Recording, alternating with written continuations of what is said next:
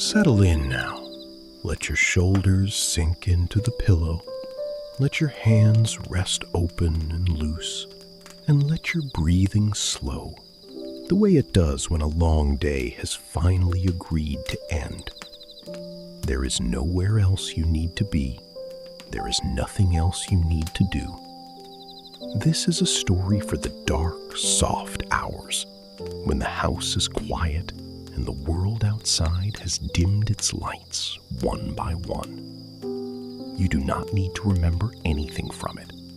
You do not need to stay until the end. You only need to listen, the way you might listen to rain beginning on a roof, a little at a time, drifting in and out as sleep decides, slowly, to take you.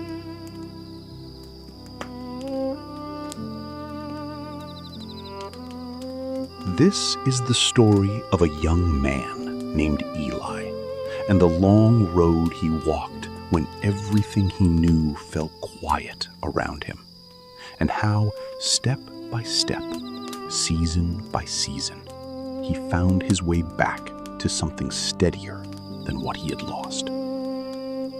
It begins, as so many quiet stories do, in a small village at the edge of a wide valley, where the hills rolled like slow green waves, and the air smelled of turned earth and wood smoke.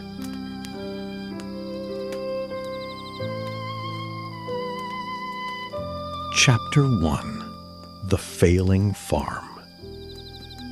The village was called Hollowmere, and it sat in the lap of the valley, the way a sleeping cat sits in the lap of someone it trusts.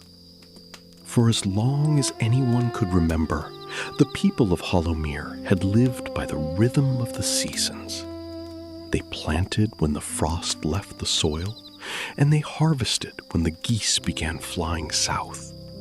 And in between, they simply lived, slowly, the way water moves through a wide, calm river. Eli had grown up in a small farmhouse on the eastern edge of the village, with a tin roof that ticked gently whenever the sun warmed it after a cold night, and a single crooked apple tree outside his window that had never, in his whole life, produced more than a dozen apples in a season. He did not mind. He liked the tree anyway. He liked the way its branches scratched softly against the glass when the wind came up from the south. A small, dry sound that had lulled him to sleep more nights than he could count.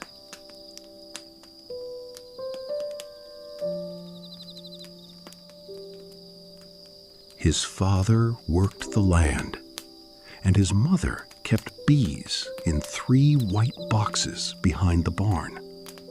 And for many years, this had been enough. Not wealthy, never wealthy, but enough.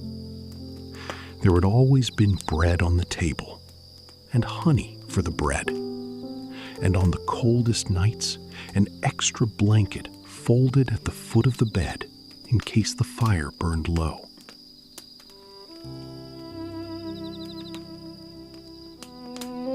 Then came 3 years of changing weather, the kind that farmers spoke of in low voices, shaking their heads at the sky as if it had personally disappointed them. The rains came too early one year, drowning the new seedlings before they could take root. They came too late the next, leaving the soil cracked and pale like the surface of something forgotten. And in the 3rd year, they barely came at all.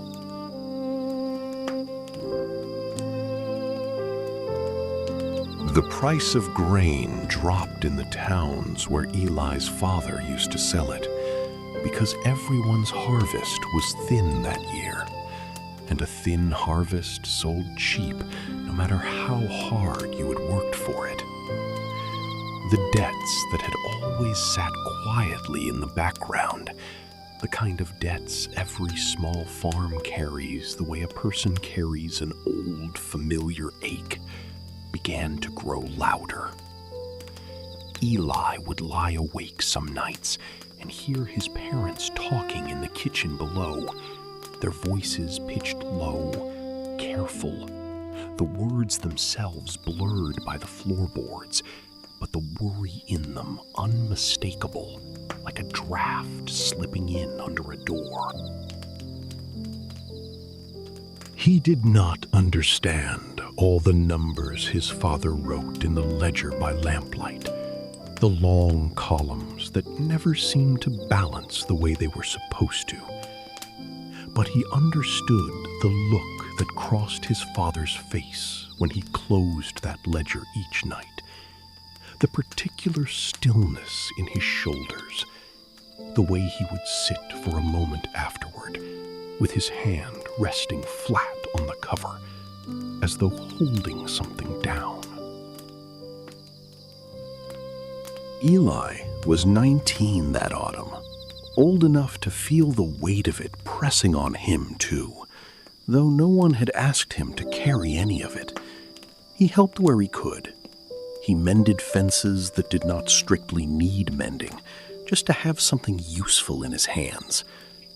He walked the bee boxes with his mother in the early mornings, the two of them moving slowly among the hum and drift of the bees, saying little, because there was a kind of comfort in not having to talk about what neither of them could fix.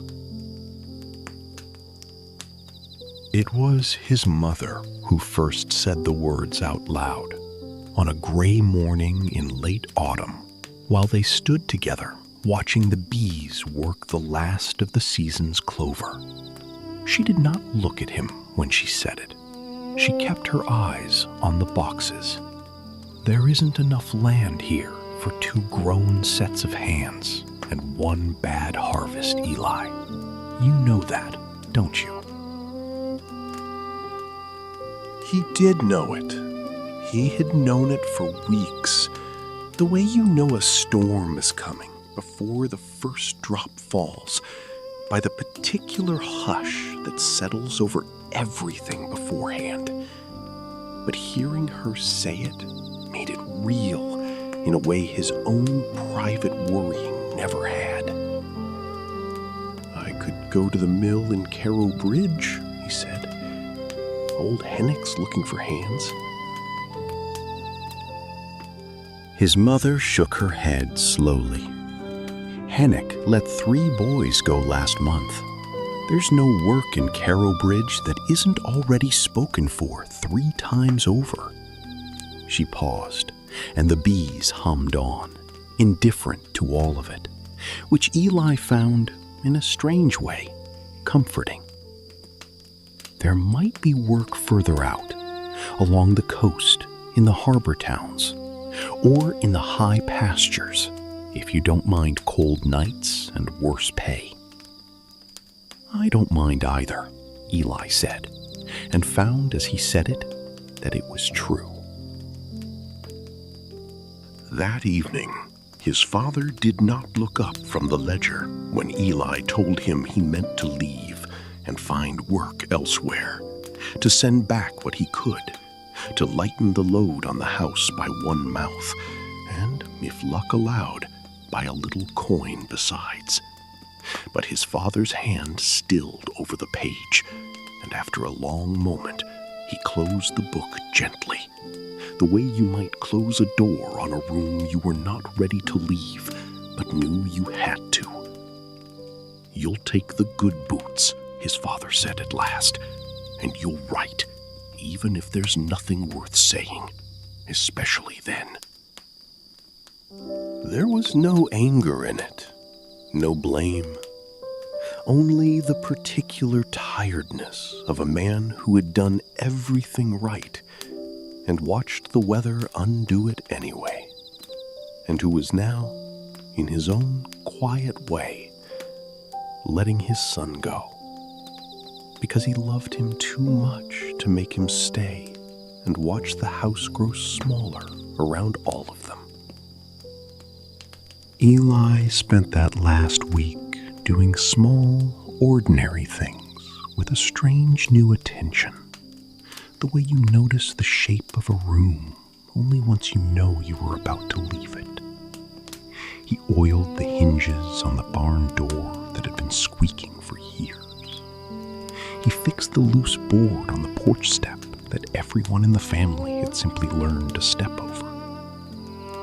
He sat under the crooked apple tree on his last evening and listened to its branches against his window one final time, though he was not yet inside to hear it properly, and so he simply imagined the sound, the way you might hum a song to yourself before you have learned all. And on a cool, pale morning, at the very start of winter, with frost still silvering the grass and his breath fogging gently in front of him, Eli shouldered a pack with 2 changes of clothes, a small knife, a coil of rope, his father's good boots, and more hope than sense, and he walked down the lane away from the only home he had ever known, toward a horizon he could not yet see past.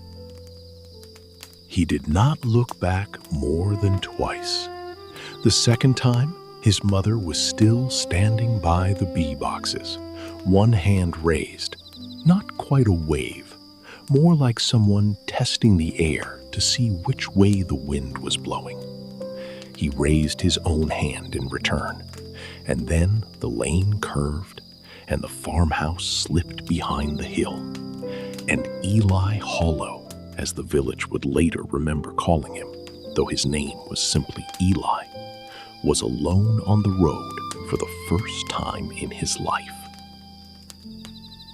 He did not know then how far that road would take him, or how many people he would meet along it, or how many versions of himself he would have to become and shed, like old coats grown too small, before he found his way to something steady. He knew only that the morning was cold and the road was long, and somewhere far ahead of him, though he could not have said where, there was a kind of life waiting that he had not yet earned the shape of. He walked on, and the frost cracked softly under his boots, and the valley behind him grew quiet.